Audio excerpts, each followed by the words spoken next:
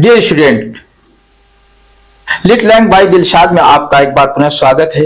यदि आप BA part third अर्थात सेमेस्टर फिफ्थ के स्टूडेंट हैं तो ये वीडियो आपके लिए, आप पूरे वीडियो में बने रहिए, क्योंकि इसके अंत में आपको क्वेश्चन भी मैं बताऊंगा कि एक्सपेक्टेड जो क्वेश्चन होते हैं एग्जाम में आने वाले, उसके बारे में भी आप जानेंगे और देखेंगे। तो ये देख लीजिए, आपको स्क्रीन पर ही दिखाई दे रहा है। इंग्लिश है, ईयर थर्ड है, सेमेस्टर फिफ्थ है, पेपर सेकेंड है और ये यूनिट सेकेंड है, अर्लियर ट्रेंड्स इन फिक्शन।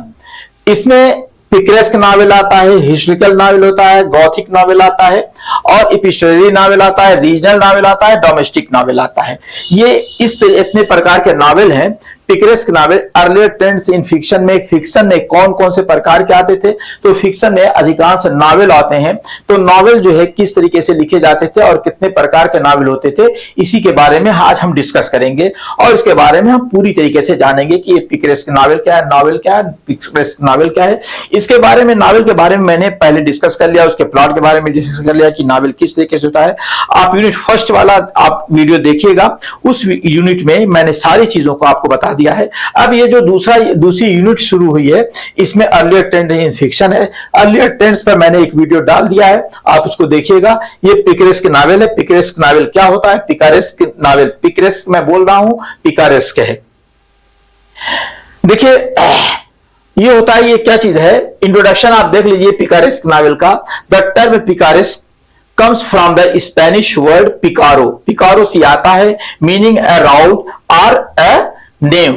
ये जो है एक जो है राव, इसके माने ये होता है चालाक व्यक्ति, या और जो है नेव के माने होता है ठग, इस तरीके से, या बहुत ही विट्टी टाइप से जो अलग तरीके से पैसे कमाते हैं, उसको कहा जाता है नेव कहा जाता है।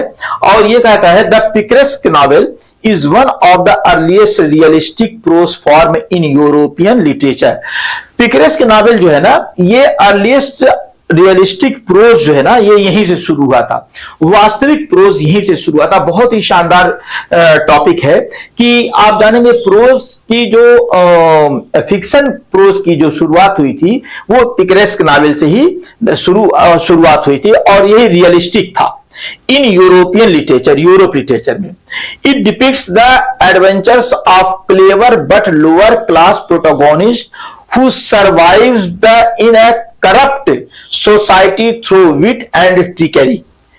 देखिए इसमें क्या कह रहा है कि ये जो पिकरेस्क नावल जो है ना, is one of the earliest realistic prose है। ये एक बहुत ही शानदार प्रोज है, form in the European literature.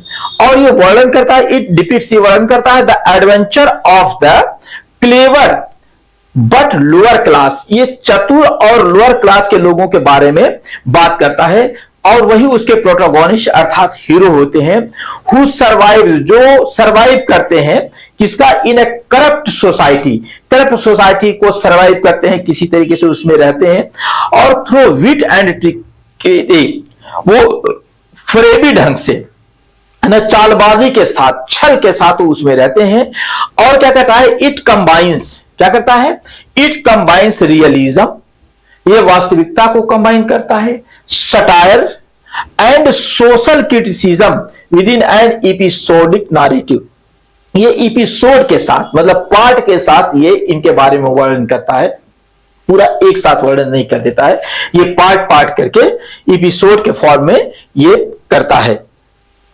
इसके हम ओरिजिन की बात करते हैं तो origin in the 16th century Spain, ये स्पेन में 16वीं शताब्दी में इसकी ओरिजिन हुई थी। और फिर उसके बाद दिस जेनर मिरर्स, ये जो पद्धति है या ये जो रचना है जो है वो है मिरर्स, ये आईनादार है या आईना दिखाती है, अर्थात मिरर माने होता है आईना और मिरर्स माने आईना दिखाना, ये आईना दिखाती है the disillusionment and social instability of the period. ये क्या करती है, डिसइल्यूजनमेंट, ये किसको शो करती है, डिसइल्यूजनमेंट, अर्थात जो है उस समय के जो है भ्रम को, डिसइल्यूजन यानी भ्रम को समाप्त करती थी।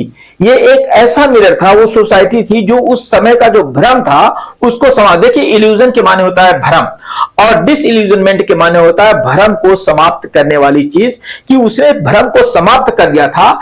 एंड सोशल इनस्टेबिलिटी, जो समाज में इनस्टेबिलिटी थी, अर्थात जो समाज में जो स्टेबिलिटी के माने होता है स्थिति, स्थिर और अस्थिर की स्थिति थी, उसको इसने शो किया है ऑफ द पीरियड, इस पीरियड में। और क्या कहता है, ऑफर करता है a comic eight critical portraits, और एक कॉमिक और क्रिटिकल, उस पे कॉमिक होता है, हास्यास्पद होता है, लेकिन वो क्रिटिकल पोर्ट्रेट करता है, उसका वर्णन करता है, उसका चित्रण करता है, उसकी फोटोग्राफी करता है ऑफ ह्यूमन नेचर, इन आदमी के नेचर को, एंड सोशल ऑर्डर, और सामाजिक जो है तत्व को, सामाजिक ऑर्डर को, कि समाज कैसे चल रहा है, ये सारी चीजों को ये आईना दिखाता है या हमारे सामने लाता है कि किस तरीके के लोग थे, कैसे काम करते थे, उनका क्या सिस्टम था, सोशल ऑर्डर क्या था, ये सारी चीजों को शो करता है पिकरेस्क नॉवेल।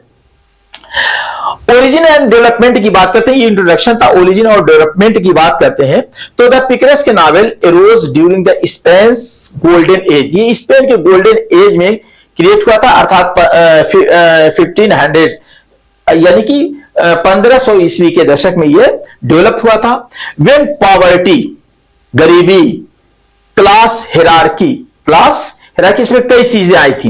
ये क्लास हिरार्की जो है, क्लास का जो डिवीजन किया गया था, अर्थात उसका पद बनाया गया था, उसके बारे में बात करता है। एंड रिलीजियस हिरार्की, हाइपोक्रेसी, और धर्म का जो पाखंड था उसको ये शो करता है। वेयर वाइड स्प्रेड, जो है धर्म की जो ये थी, क्या कहते हैं उसको, पाखंड था, वो बहुत हाई क्लास में था, बहुत फैला हुआ था, पाखंड हर तरफ फैला हुआ था। आज भी देखिए हमारे यहां पाखंड फैला हुआ है, कोई बाबा बन करके लूट रहा है, कोई किसी तरीके से लूट रहा है, और फिर जब उनका राज खुलता है तो पता लगता है वो जेल चले जाते हैं। तो इस तरीके की चीजें हैं, वो धर्म का पाखंड फैलाए हुए बैठे थे। तो इस तरीके से इसमें आता है। अगर हम इसकी बात करते हैं, the first picaresque novel is a Lazarillo de Tormes, ये जो है 1554 में लिखी गई थी, और ये एनोनिमस नॉवेल था। इसको जो 1554 में लिखा गया था, ये एनोनिमस नॉवेल था। लेटर जो है, उसके बाद जो है later comes Guzman de Alfred by the Mateo Aleman. ये देखिए, ये सब जो है फ्रेंच या लैटिन वर्ड्स है, तो थोड़ा सा इसको पढ़ने में परेशानी हो रही है। और सबसे बड़ी चीज ये होती है कि जब वीडियो बनाते हैं तो थोड़ा फास्ट में के चक्कर में भी ये मिस्टेक हो जाती है। Aleman and Gil Blas by the Alain René, ये 2-3 नावेलें थी जो ये उस जमाने की, उस टाइम की 16वीं शताब्दी की महत्वपूर्ण नावेलें थी। और जो है लीसेज फ्रांस की थी, ये लोग थे, ये फ्रांस में थे, और ये फ्रांस के एक राइटर थे, इन्होंने लिखा था। ये एक नावल कौन सी थी, Gil Blas by Alain René Lesage, ये फ्रांस के थे, इन्होंने लिखा था। The genre spread to England, और ये जेंड जो है फिर उसके बाद बढ़कर के इंग्लैंड में पहुंचता है, इन्फ्लुएंसिंग राइटर, और राइटर को प्रभावित करता है, like Daniel Defoe, Henry Fielding and Tobias Smollett. इन लोगों को ये करता है। इसमें आप डैनियल डिफो है, हेनरी फील्डिंग है और टोबियास स्मॉलेट है। ये जब जेंड वहां से आकर के इंग्लैंड पहुंचता है तो ये इन लोगों को प्रभावित करता है। It becomes a bridge between the medieval Roman and modern realism. ये मिडिवल रोमांस है, रोमन नहीं है, मिडिवल रोमांस और मॉडर्न रियलिज्म का ये एक जो है ब्रिज बन जाता है, अर्थात ये दोनों को जोड़ देता है। जो मिडिवल रोमांस था और मॉडर्न रियलिज्म थी उसको ये जोड़ देता है। Shifting the focus from noble heroes to the ordinary individuals, जो उस जमाने में नोबेल हीरोज हुआ करते थे उनसे लेकर के, और जो आज के जो है उनको फोकस करता है। ये शिफ्ट कर दिया था किसको, फ्रॉम द नोबेल हीरोज, जो उस समय के नोबेल हीरोज थे, टू द ऑर्डिनरी इंडिविजुअल्स, और जो ऑर्डिनरी लोग थे उनके जो है व्यक्तिगत जो मामले थे उसको जोड़ दिया था। ये एक बहुत इंपॉर्टेंट चीज थी। अगर हम इसकी विशेषता की बात करते हैं, characteristic of the picaresque novel की बात करते हैं, तो जरा सा बड़े आराम से इसको देखिए कि इसकी कैरेक्टरिस्टिक्स क्या थी।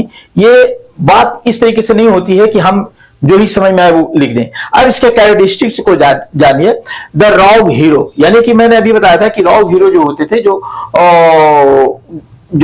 ठग टाइप के या थोड़ा सा गुंडे टाइप से होते थे उनके बारे में है। Picaro a poor low born protagonist who lives by cunning rather than honour. वो जो है कुछ ऐसे लोग हुआ करते थे, तो हीरो किनको बनाया जाता था कि वो लो बॉर्न प्रोटोगोनिस्ट होते थे, मतलब कि समाज में वो नीचे स्तर पे पैदा हुए थे, अर्थात जिनका जो समाज में कोई स्तर नहीं था, बहुत ऊंचे हाई लेवल के लोग नहीं थे, वही प्रोटोगोनिस्ट होते थे। वो हु लिव्स बाय कनिंग, वो बहुत ही चतुराई से रहते थे, रादर देन ऑनर, उनके पास मगर सम्मान नहीं होता था। और शी, ही और she is morally ambiguous at likeable, वो एम्बिगुअस होते थे अर्थात संदिग्ध होते थे, लेकिन जो है उनको लोग पसंद करते थे। हमेशा वो संदिग्ध हुआ करते थे लेकिन फिर भी लोग उनको पसंद करते थे। अब क्यों पसंद करते थे इस पे बात आएगी तो डिस्कस किया जाएगा। जैसे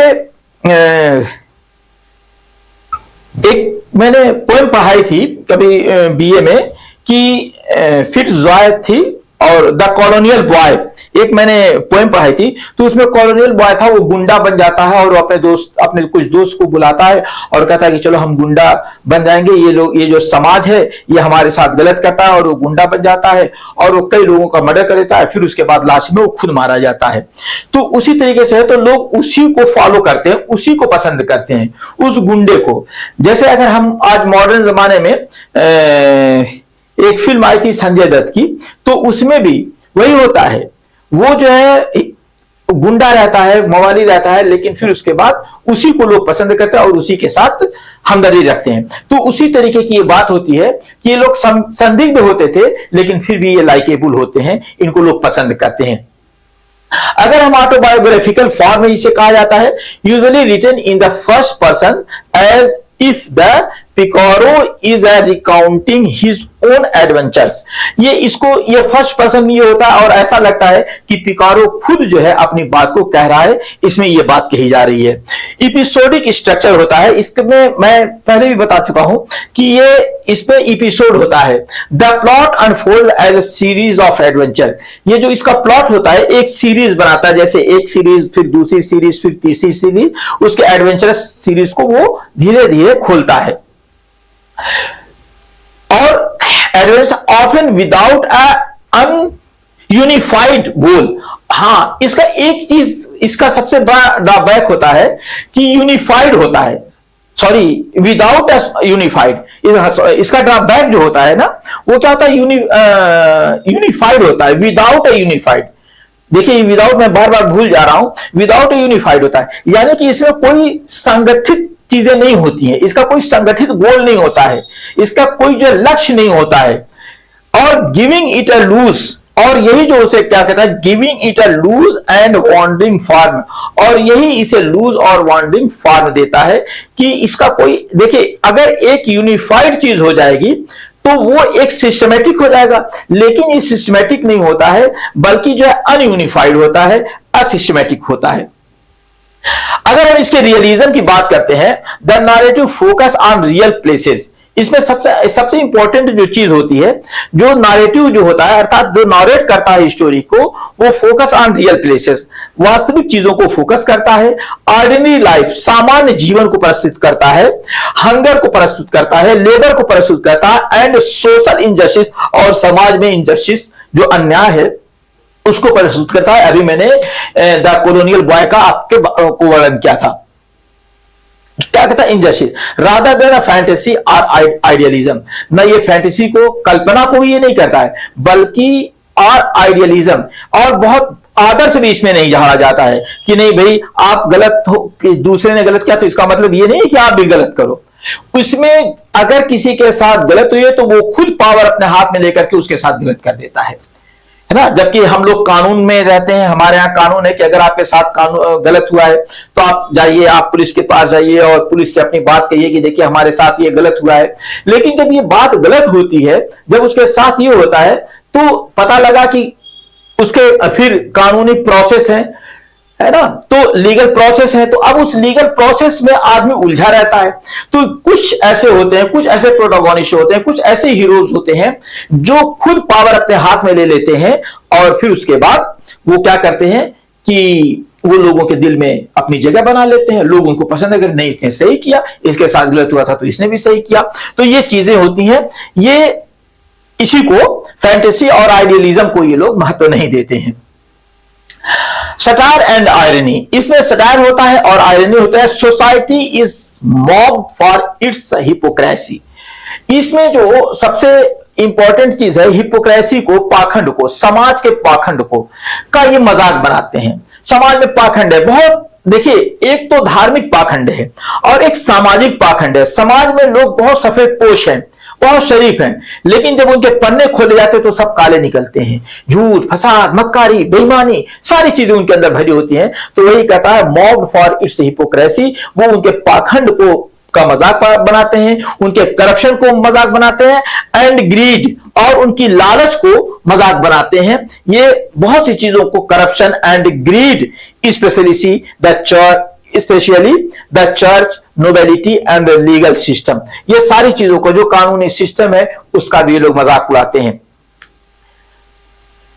तो ये चीज यहां पे आती है। मोरल एम्बिवेलेंस जो होता है इसमें, जो सामाजिक सिस्टम जो होता है इसमें नैतिकता होता है। एम्बुलेंस सामाजिक या नैतिक अस्पष्टता होती है इसमें। सबसे पहले ये जान लीजिए कि एम्बुलेंस के माने अस्पष्टता होती है, इसमें समाज की जो है ना नैतिक एम्बुलेंस होती है, नैतिक अस्पष्टता होती है। कोई नैतिकता क्या है, कोई क्लियर है ही नहीं इसमें, सबसे पहली चीज होती है। तो इसमें क्या होता है, the heroes actions are not purely good और बैड, ना तो बहुत अच्छा होता है और ना बहुत खराब होता है। Instead the novel exposes how society forces people to compromise, लेकिन ये नॉवेल ये शो करती है कि किस तरीके से समाज किसी के ऊपर इंफेसाइज करता है, प्रेशर डालता है कि आप एक जो है कॉम्प्रोमाइज कर लीजिए, आपको कॉम्प्रोमाइज करना पड़ेगा, है ना। अगर हम बात करते हैं इसमें सोशल क्रिटिसिज्म की, तो the picaros, social criticism, the picaros experiences reflects the hardship of the lower class. ये क्या कहता है, एक्सपीरियंसेस, एक्सपीरियंस के माने होता है तजर्बा, अर्थात ये प्रस्तुत करता है reflect the hardship of the lower classes. Lower classes के जो लो क्लास के लोग हैं, निचले दर्जे के जो लोग हैं, उनकी हार्डशिप को ये शो करता है, दिखाता है, उनके एक्सपीरियंस को बताता है। और क्या करता है, classes highlighting inequality and class struggle, और हाईलाइट करता है इनइक्वालिटी, असमानता को, और क्लास स्ट्रगल, क्लास के जो संघर्षों को है वो बताता है कि इसके क्लास के संघर्ष क्या है, इन सारी चीजों को बताता है।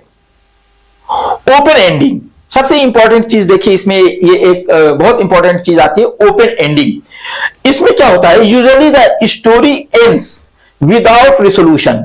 जैसे आप लोगों को मैंने वो ड्रामे वाले में बताया था कि जो ये होता है वो प्लॉट में रिसोल्यूशन होता है, अर्थात उसका एक एंड में वो एक रिसोल्यूशन देता है कि नहीं भाई हमें ऐसा नहीं करना चाहिए था, या वो एक लेसन देता है, तो वो लेसन इसमें नहीं होता है ना, विदाउट रिसोल्यूशन। और implying that life continues as a struggle, और उसमें ये बताता है कि जीवन इसी तरह संघर्षों के साथ चलती रहती है और संघर्ष के साथ खत्म हो जाती है। संघर्ष करते करते आदमी मर जाता है।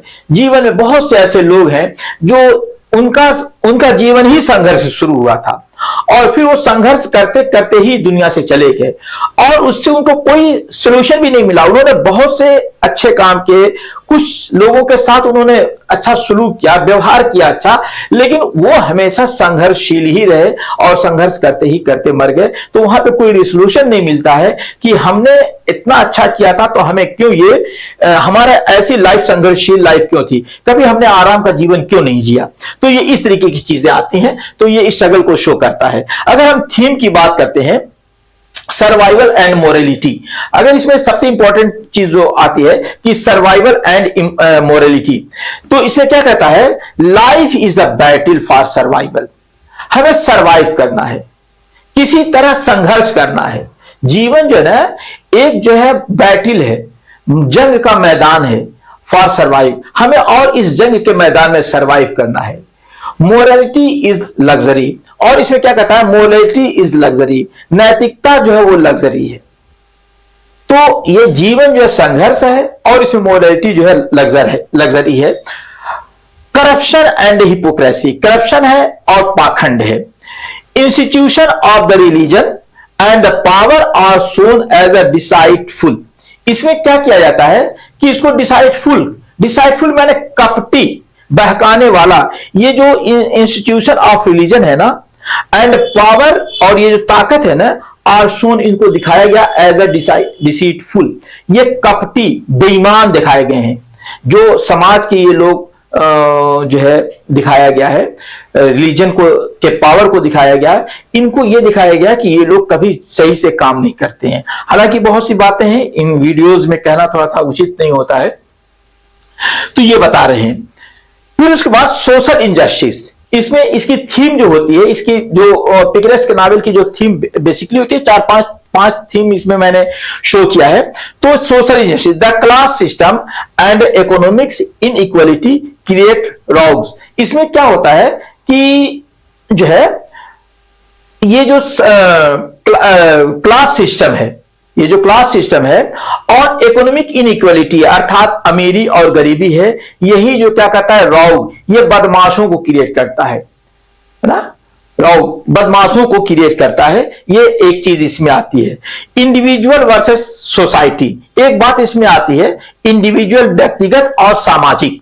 The picaro's wit becomes a tool against oppressive norms. ये क्या कर रहा है कि इसमें जो है ऑपरेसिव, जो पिकारो की जो विट है वो क्या होते हैं, बिकम्स, बन जाते हैं, अ टूल, एक औजार बन जाते, एक हथियार बन जाते, अगेंस्ट ऑपरेसिव, दमनकारी नॉर्म्स, मानदंड। ये एक दमनकारी मापदंड बन जाता है, मानदंड बन जाता है, एक दमनकारी चीज बन जाती है। ये इसमें एक जो है बहुत इंपॉर्टेंट चीज ये भी बता रहा है कि जब इंडिविजुअल वर्सेस सोसाइटी की बात आती है तो पिकारोस के जो इसमें ये है, तो ये ऑपरेसिव बन जाते हैं, दमनकारी बन जाते हैं, और नॉन, इनका मानदंड जो है ऑपरेसिव बन जाता है, दमनकारी बन जाता है।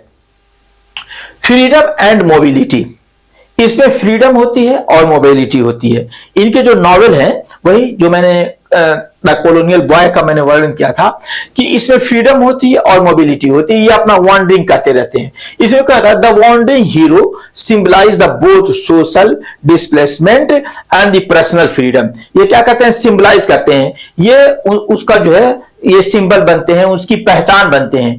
क्या पहचान बनते हैं, वॉन्डरिंग हीरोज जो होते हैं, घूमने फिरने वाले, जिसको आवारा कहते हैं, सिंबलाइज करते हैं बोथ सोशल एंड डिस्प्लेसमेंट, इधर उधर जाने वाले, विस्थापन, डिस्प्लेसमेंट माने एक स्थान से दूसरे वाले जाने, ऑन एंड पर्सनल फ्रीडम, और उनकी जो पर्सनल फ्रीडम होती है उसी को ये लोग हीरो बनाते हैं इसमें पिकरेस्क के नॉवेल में।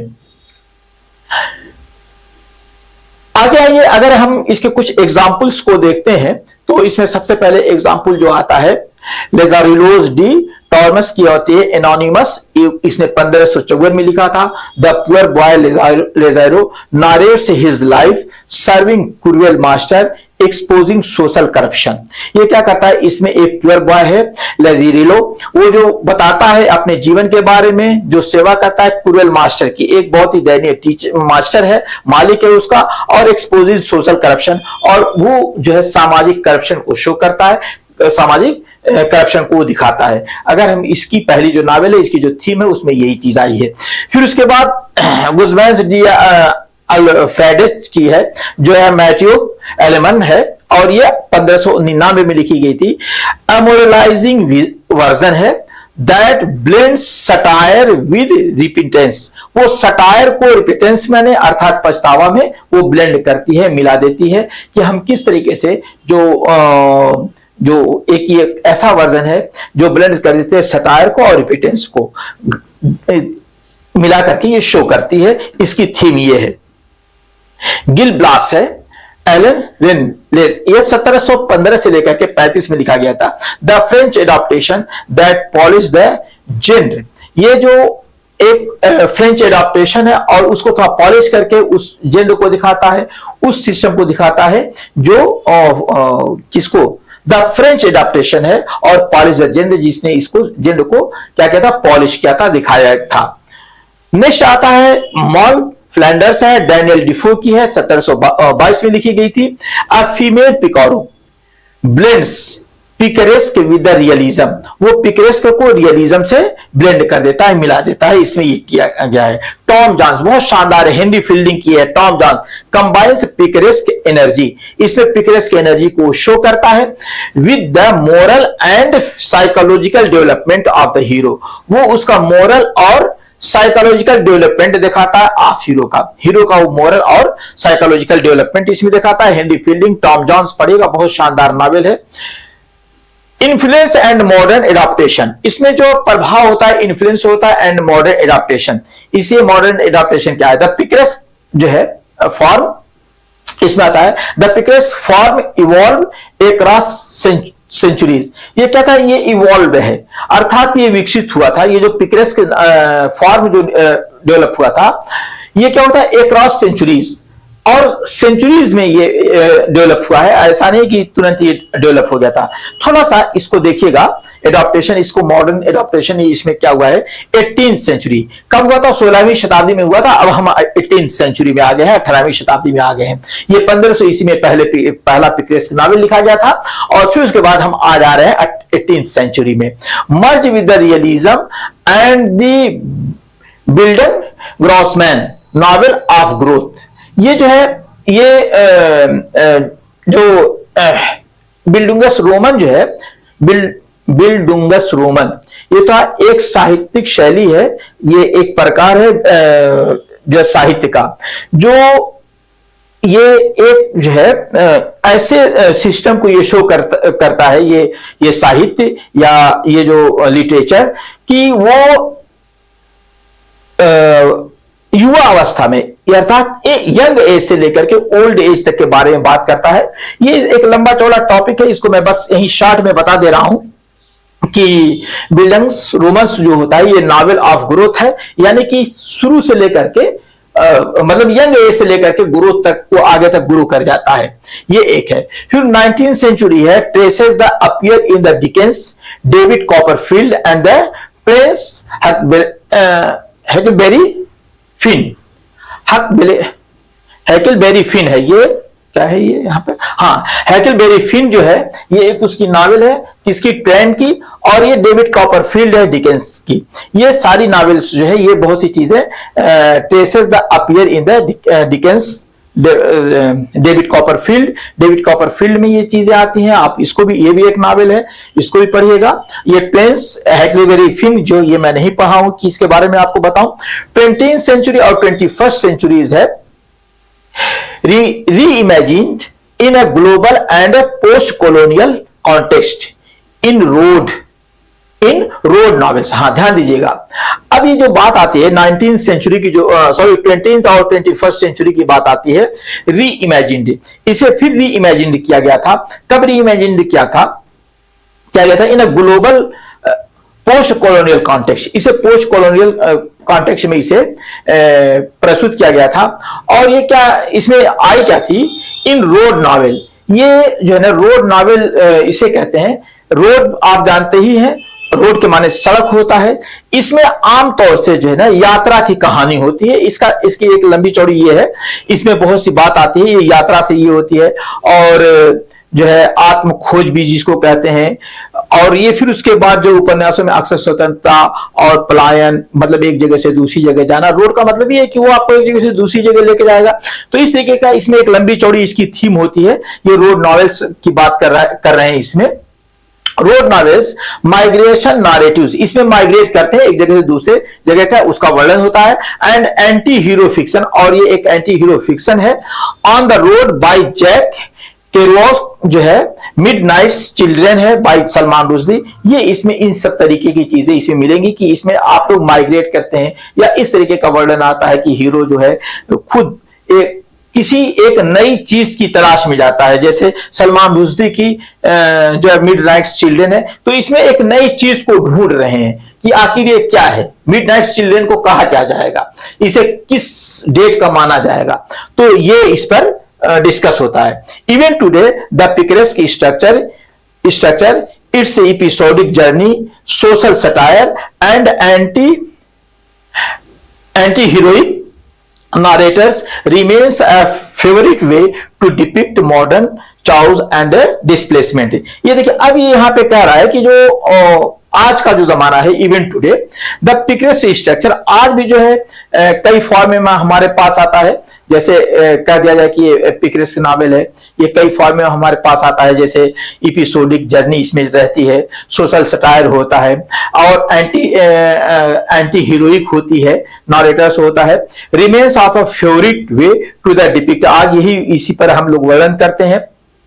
और जो है ये जो है depict the modern chaos, chaos के माने होता है जो है गड़बड़ी या अस्त व्यस्तता, ये जो समाज की अस्त व्यस्तता को करते हैं, और डिस्प्लेसमेंट उनकी जगह पे इनको लाया जाता है। तो ये एक इंपॉर्टेंट टॉपिक था। नेक्स्ट बढ़ते हैं, थोड़ा सा इसका एंड देख लेते हैं किस तरीके से, थोड़ा सा इसका कंक्लूजन के माने होता है, सारी चीजों का सारांश इस पे आता है। The picaresque novel revolutionized the fiction by making the outsider its hero। ये जो सबसे पहली चीज इसमें कहता है रिवोल्यूशनाइजेशन, कि रिवोल्यूशन कहता है, रिवोल्यूशन से रिवोल्यूशनाइजेशन बना है। ये कहता है कि ये जो पिकरेस्क नॉवेल जो है रिवोल्यूशन के माने क्रांति के होता है, ये पूरी तरह से किसी को बदल देता है, हर तरीके से इसको बदल देता है। फिक्शन, ये एक रिवोल्यूशनाइज्ड फिक्शन है।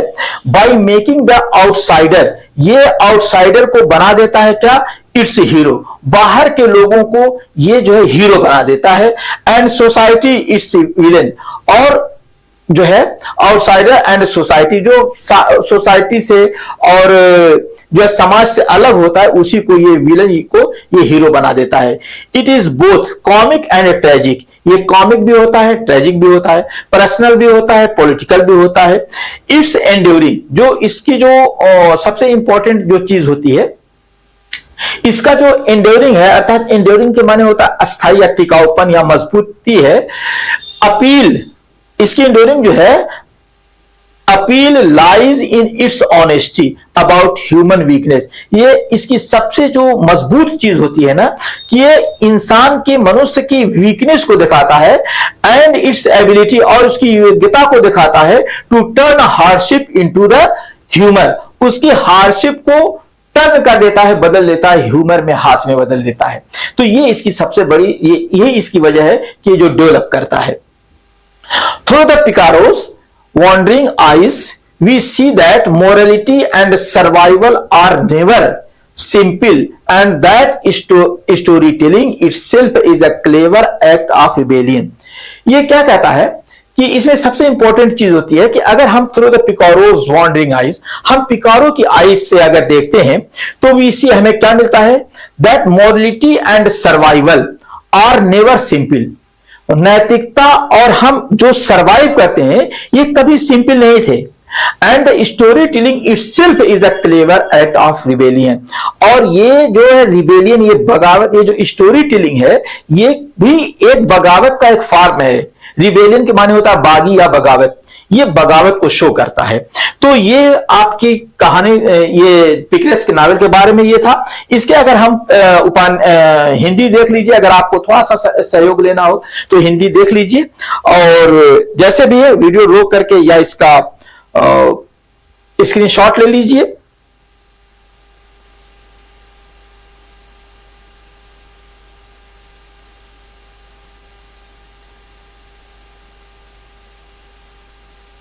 कंक्लूजन के साथ एक्सपेक्टेड एग्जाम क्वेश्चंस हैं। सबसे पहला क्वेश्चन आता है इसका, define the picaresque novel and discuss its main features. ये इसको देख लीजिए, स्क्रीनशॉट ले लीजिए, स्क्रीनशॉट ही आसान है। फिर उसके बाद इसमें दूसरा क्वेश्चन आता है, how does the picaresque novel differ from the other early novels forms, जो नॉवेल के दूसरे फॉर्म है उससे कैसे ये डिफर है। इस पर मैंने आंसर इसका बहुत शानदार लिखा है, इसको मैंने कई बार पढ़ करके इसको लिखा है, इसको देखिएगा।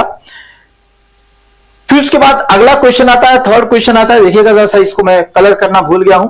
Discuss the social significance of the picaresque novel, सामाजिक महत्व इसका बताइए पिकरेस्क नॉवेल का। ये तीसरा क्वेश्चन है, इसको भी आप स्क्रीनशॉट ले सकते हैं, चाहे ये कर सकते हैं। फिर उसके बाद आपका चौथा क्वेश्चन है, इसको भी देखिएगा साहब, मैं इसको कलर करना भूल गया हूं, भूल गया हूं। इसको देखिएगा, द एपिसोडिक स्ट्रक्चर है इसका, जो कि सॉरी ये देखिए episodic nature of the picaresque novel बता रहा है कि इसका एपिसोडिक नेचर कैसे होता है, इसके बारे में आपको वर्णन करना है। शॉर्ट में दिया हूं, ये शॉर्ट क्वेश्चन रहेंगे आपके, बहुत लंबे क्वेश्चन नहीं आएंगे।